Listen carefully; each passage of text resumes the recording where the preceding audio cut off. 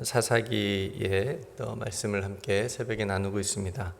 우리가 지난 시간에는 이스라엘이 많은 우상들을 섬겼죠. 총 7족속의 우상들을 섬기는 그런 모습을 봤습니다.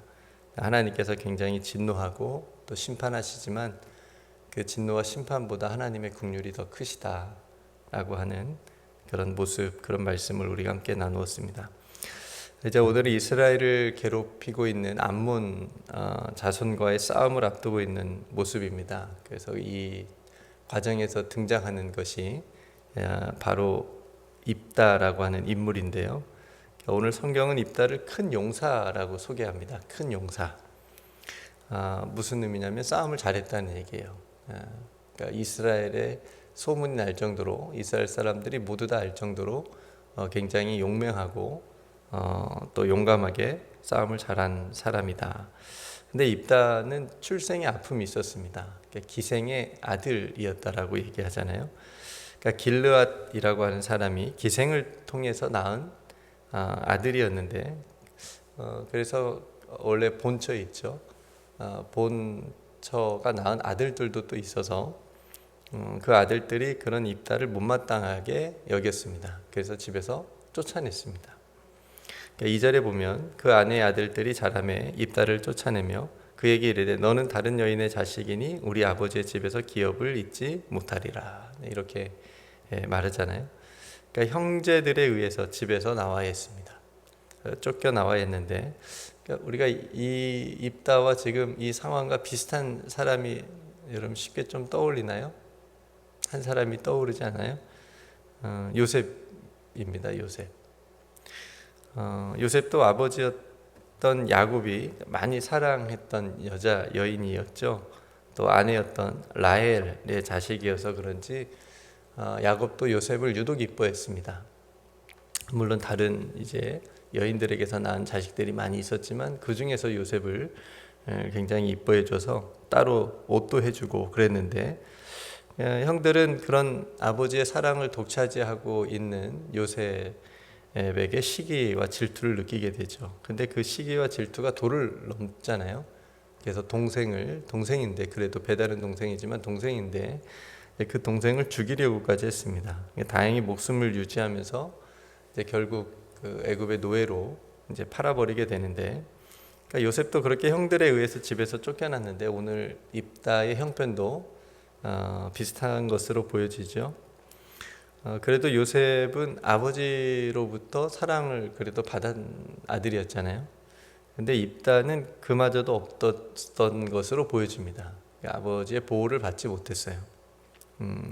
뭐 이유가 있었겠죠.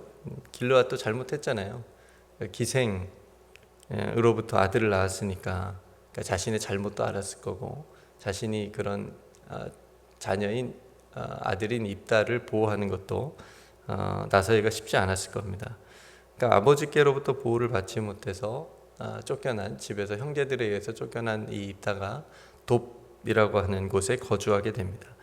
그러니까 오늘 성경에 보면 그런 입다 주변에 잡류들이 모였다. 잡류들이 모여서 함께했다, 이렇게 말합니다. 여러분 일제 시대 그 주먹패 하면은 김두한이 떠오르잖아요. 그러니까 김두한 옆에 많은 주먹들이 모여들었던 것처럼 이 큰 용사였던 입다 옆에도 잡류라고 그 당시에 우리가 좀 어감이 좀 그래서 그렇지 사회적으로 굉장히 뭐라고 해야 되나요? 낙오된 이들이라고 해야 되나요? 그러니까 적응하지 못했던 사람들, 혹은 물론 이제 그 잡류 안에는 뭐 불량배들도 있을 수도 있었겠지만, 어쨌든 오늘 입다의 입장처럼 사회적으로 어떤 기댈 곳이 없는 사람들, 무언가로부터 쫓겨나온 사람들, 뭐 이제 이런 사람들이 입다 주변에 모여들었던 거죠. 그래서 함께 했던 겁니다. 그러니까 여러분, 세상에서는 이렇게 쓸모없다고 여겨지고 이제 너희들은 더 이상 안 돼, 뭐 이렇게 이제 그런 눈초리를 받는 사람들이었을 수도 있겠지만, 그래서 기댈 곳이 없는 잡류라고 불릴 수 있겠지만, 제가 좋아하는 말 중에 하나님 나라에는 쓰레기통이 없다라는 말이 있거든요. 세상에는 뭐 조금 이렇게 잘못하면 이런 쓰레기 같은 뭐 이런 얘기도 하고 그러는데 사람을 향해서. 근데 하나님 나라는 쓰레기통이 없다라는 말처럼 어떻게 보면 그들에게도 이렇게 설 자리를 내어주고 기댈 곳을 내어주면 그들도 충분히 얼마든지 잡류에서 인류의 인생을 살아갈 수 있는 그런 가능성이 충분한 사람들이었다라는 생각이 드는 거죠. 저는 교회가 그런 의미에서 그런 곳이 되어 주어야 된다고 생각합니다. 왜냐하면 우리가 잡류였거든요. 그렇지 않아요? 저와 여러분들이 잡류였습니다.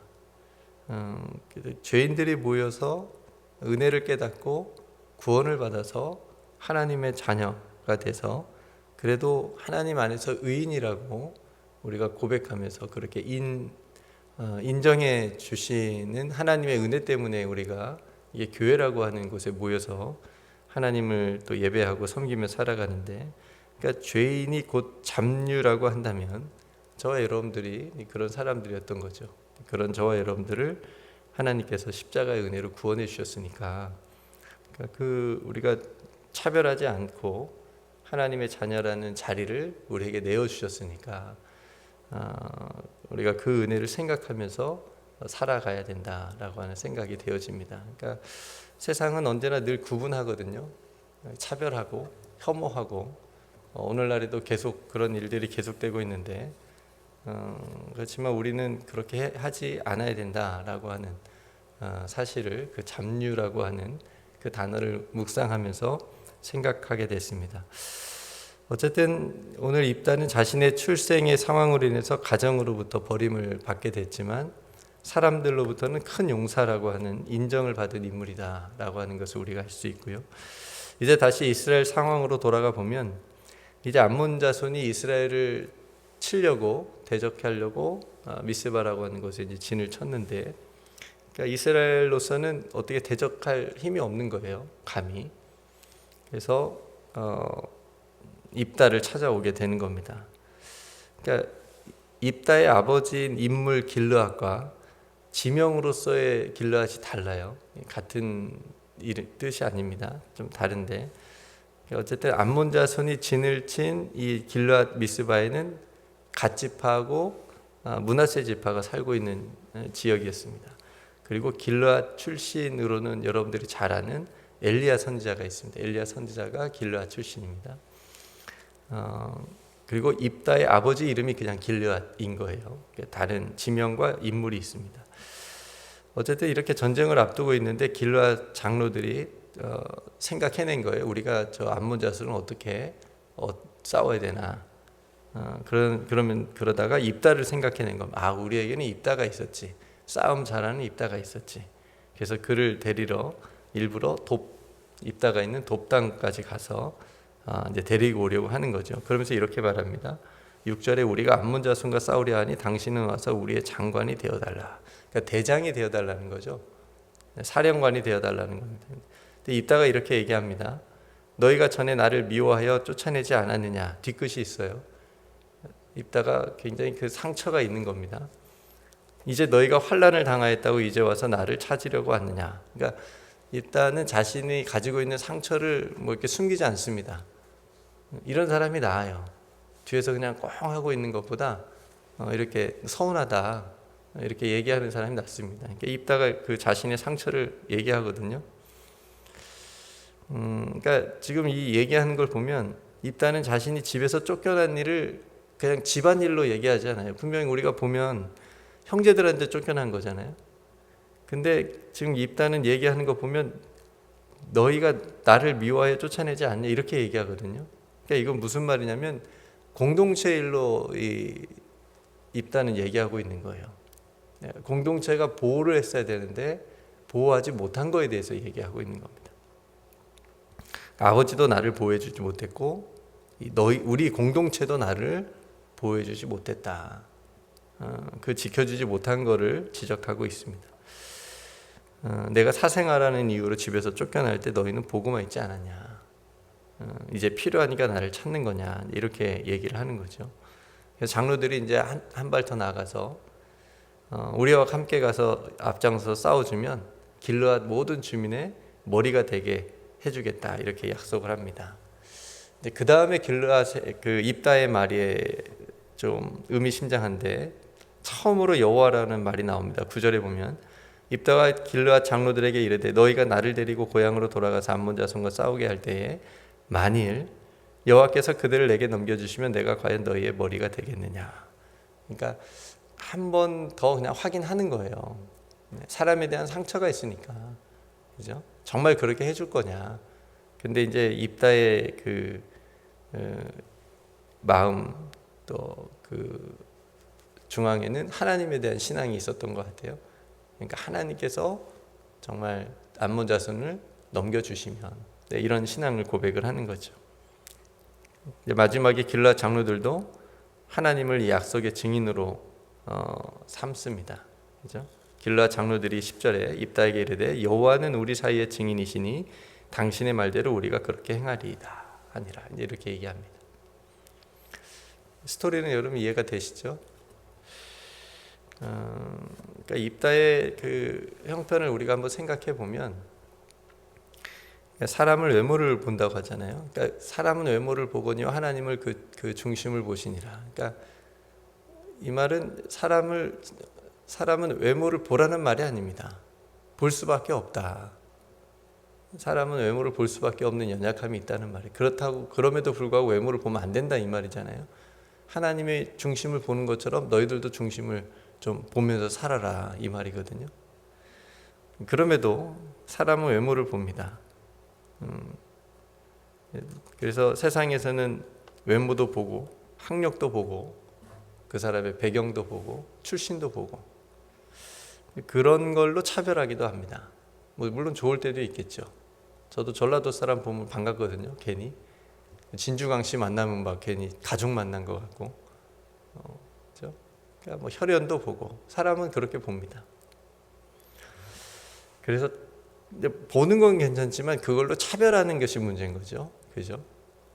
그러니까 심지어 교회 안에서도 그런 모습이 있으니까 야고보 사도가 이거는 뭐 오늘 내일 일이 아니고 2000년 전에도 야고보 사도가 있었던 그 초대교회에도 그런 차별들이 있었던 거죠.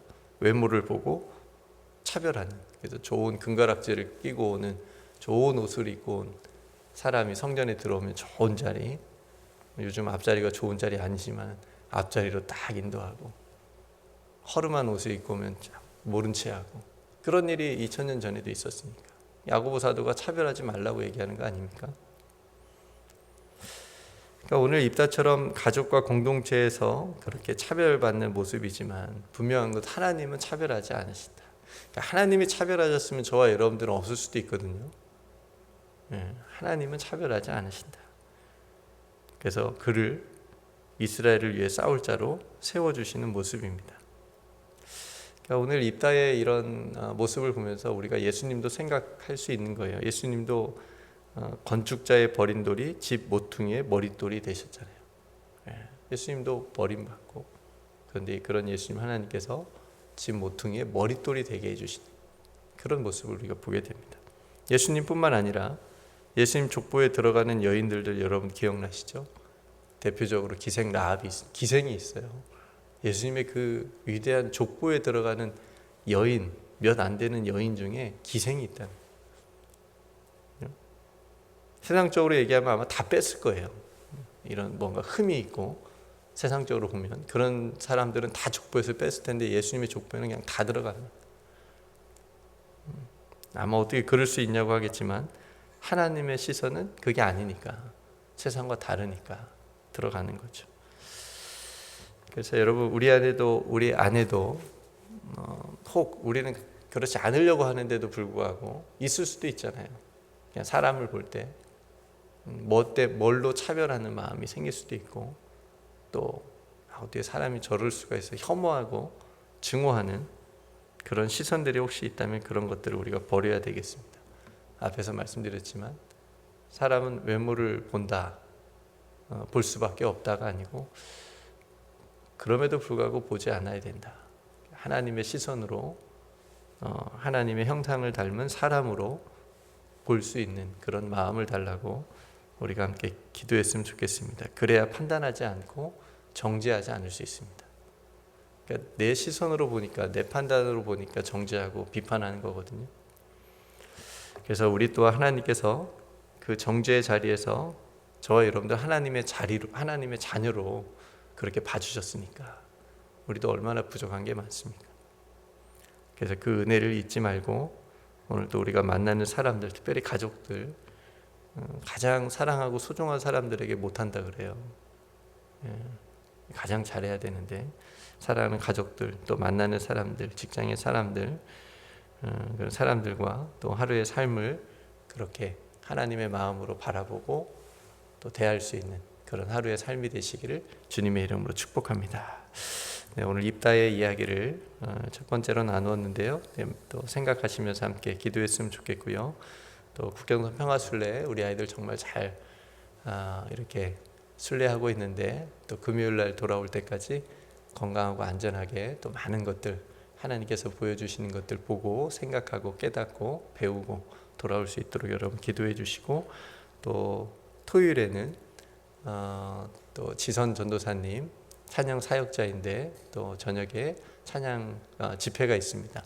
또 많은 성도님들 오셔서 또 주변에도 많이 이렇게 소개해 주셔서 은혜의 시간, 찬양을 통해서 은혜의 시간 되셨으면 좋겠습니다. 또 위에서도 함께 기도해 주시기 바랍니다. 여러분 또 각자 하나님 앞에 기도할 기도의 제목을 가지고 함께 기도하는 아침 되기를 원합니다. 제가 먼저 기도하고 또 함께 기도하겠습니다. 세상의 차별로 인해서 버려진 자를 세우시는 아버지 하나님, 오늘 기생의 자녀로 태어나서 형제들에게 쫓겨난 입다를 길르앗의 머리로 세우신 또 주님의 그 마음과 은혜를 우리가 보게 됩니다. 주님, 우리들도 죄인의 자리에 있었지만 의인의 자리로 불러주시고 하나님의 자녀가 되게 해주셨습니다. 그 은혜의 은총의 마음을 가지고 사람을 외모로 판단하지 않고 비판하거나 정죄하지 않게 하여 주옵소서. 혹 우리 안에 상처와 어떤 아픔 때문에 주님의 부르심에 순종하지 못하는 일이 없도록 하나님 우리의 마음을 치유하시고 회복되게 하여 주옵소서. 오늘도 국경선 평화 순례길에 우리 하나님께서 동행하여 주시옵시고, 토요일에 있을 또 찬양 집회에도 하나님 많은 성도들 함께 모여서 찬양의 은혜가 넘치는 귀한 날 되게 하여 주옵소서. 오늘도 사랑하는 성도들의 삶 가운데 함께 하시고 말씀해 주시고 특별히 기도에 기울여 응답하여 주옵소서. 오늘도 우리와 함께 하신 우리 구주 예수 그리스도의 이름으로 간절히 기도드리옵나이다. 아멘.